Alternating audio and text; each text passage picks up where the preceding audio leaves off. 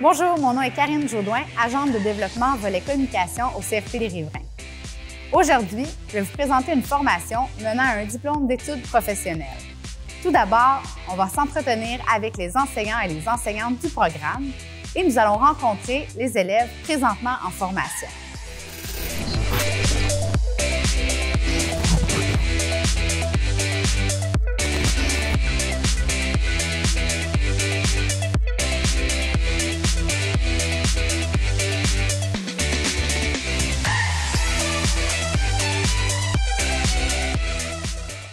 Salut Jean-Sébastien. Allô? Ça va bien? Très bien aussi. Oui, merci. La formation ici en vente est de 7 mois, c'est bien ça? Peux-tu Ouais. nous parler un peu de la formation?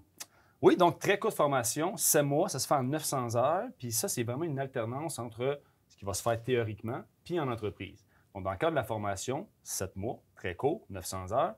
Il y a plusieurs heures qui vont se faire en classe, parce qu'on va avoir des éléments qui sont théoriques, beaucoup de pratiques, on va bouger beaucoup, mais il y a beaucoup d'éléments qui se voient en entreprise.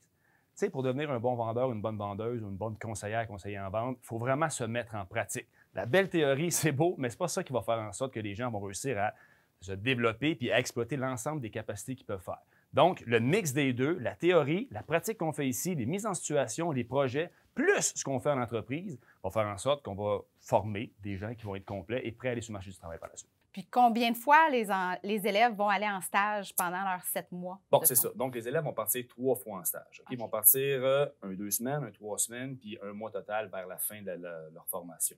Donc, le premier stage vient très rapidement. On fait 1 mois de formation ici. Et puis, tu sais, ici, on fait de la formation multidisciplinaire, donc multisecteur. Donc, c'est de la vente en général qu'on va montrer. Il y en a des gens qui vont aller en représentation, il y en a qui vont aller dans l'ameublement, il y en a qui vont aller dans l'automobile, dans le vêtement, dans le sport, et ainsi de suite. C'est très, très, très, très large. Donc, le premier stage de 2 semaines permet de savoir, t'aimes-tu ça ou t'aimes pas ça? Donc, moi, là, je vous dirais là, que, tu sais, sur une vingtaine d'élèves, j'ai tout le temps 7-8 qui veulent faire de l'automobile.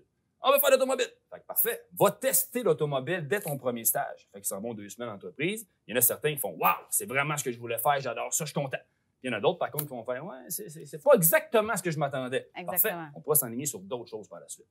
Donc, le deuxième stage, bien là, c'est une alternance travail-études qu'on fait. C'est un milieu de formation. Et le dernier, là, tu vises toujours le gros, ton emploi idéal, parce que tu mets les pieds en entreprise.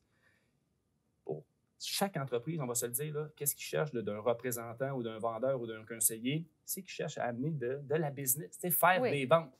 Donc, que tu as une maîtrise, un doctorat ou un DEP, si dans ton dernier stage, tu es capable de faire la job, de faire le travail, de montrer que tu es bon, que tu es multidisciplinaire, que tu as de la volonté, que tu as une bonne attitude, on ne sait jamais ce que ça peut t'amener. Donc, j'ai souvent vu des emplois qui demandaient des bacs. Les gens font un DEP ici, ça va faire le stage. Ils sont tellement bons dans leur stage qu'ils se font garder par la suite. La formation, 7 mois, c'est quand même la plus courte formation ici au centre.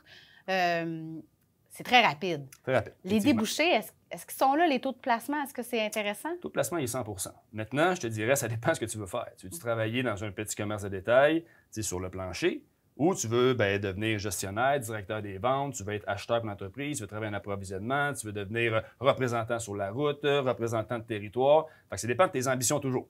Il y a des gens que ça va leur convenir d'être sur le plancher, puis c'est bien correct aussi.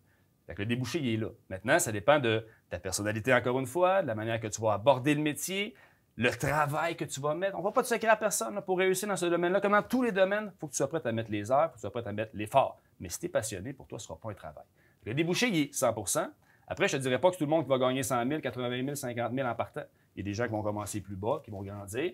Il y a d'autres personnes, par contre, avec plus de volonté ou des ambitions qui sont différentes, qui vont accéder à des postes beaucoup plus rapidement en termes de gestion, directeur des ventes, représentant sur la route. Et là, c'est des emplois qui sont un peu plus payants. Comme dans la majorité des domaines. Comme dans la majorité des domaines, effectivement. Oui. Ah bon, mais c'est super, Jean-Sébastien, je te remercie. Un grand plaisir. Salut Judith. Salut Karine. Ça va bien? Oui, toi? Oui. Écoute, j'aimerais ça que tu nous parles un peu d'une journée type en vente conseil. Bien, en vente conseil, il n'y a pas vraiment de journée type. Les journées se ressemblent sans se ressembler. On arrive le matin, on rentre dans la classe, on commence avec un bel accueil, puis on va souvent amorcer le cours avec des vidéos, des articles de journaux pour faire une analyse. Un petit peu de théorie le matin, beaucoup de pratique. On aime mieux varier. On n'est pas statique dans la classe. Donc, il y a des journées qu'on peut être parti sur le milieu là, de travail, donc dans les centres d'achat pour aller faire les inspecteurs, faire les clients mystères. Il y a des journées qu'on est là-bas, des journées qu'on est ici dans la classe. Les journées ne se ressemblent pas toutes. Donc, c'est très dynamique comme Très, formation. très, très, très dynamique. On a un super magasin ici, donc on l'utilise beaucoup pour faire des mises en situation. Donc, on va demander aux élèves, par exemple, de vendre une cafetière, vendre une PlayStation, vendre des décodeurs Vidéotron, quoi que ce soit. Donc, vraiment, on utilise l'ensemble de la classe là, pour apprendre et non là, du papier-crayon. Puis, on parle de vente. On entend souvent, bon, la vente, c'est pour les gens qui sont extravertis, qui parlent fort. Mais c'est une formation quand même qui peut être bénéfique à d'autres personnes. Donc, admettons une personne qui est timide, qui termine le secondaire, qui ne sait pas trop vers où aller. Est-ce que tu conseillerais cette formation-là à une personne? J'encourage tout le monde à prendre cette formation-là.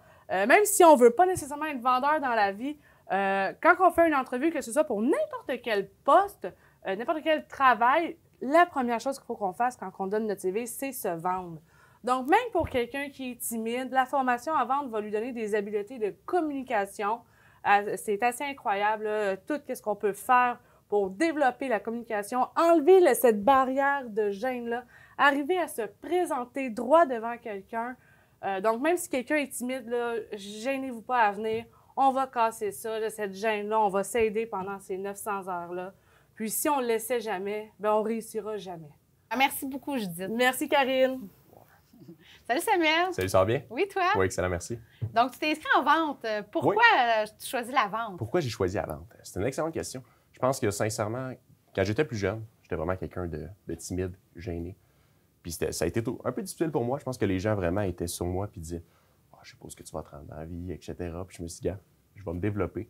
Puis je vais montrer aux autres que je suis capable, justement, de faire ce que je veux faire dans la vie. » Puis j'ai justement travaillé 3 ans dans le service à la clientèle dans une pharmacie. J'étais responsable, justement, d'une pharmacie.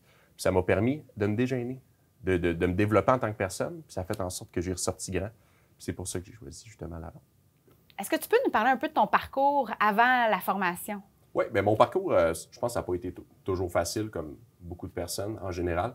J'ai déménagé beaucoup de place en place. Okay. Au final, je me suis retrouvé au centre La Croisée, juste à côté ici. OK, oui. J'ai été jusqu'en secondaire 4.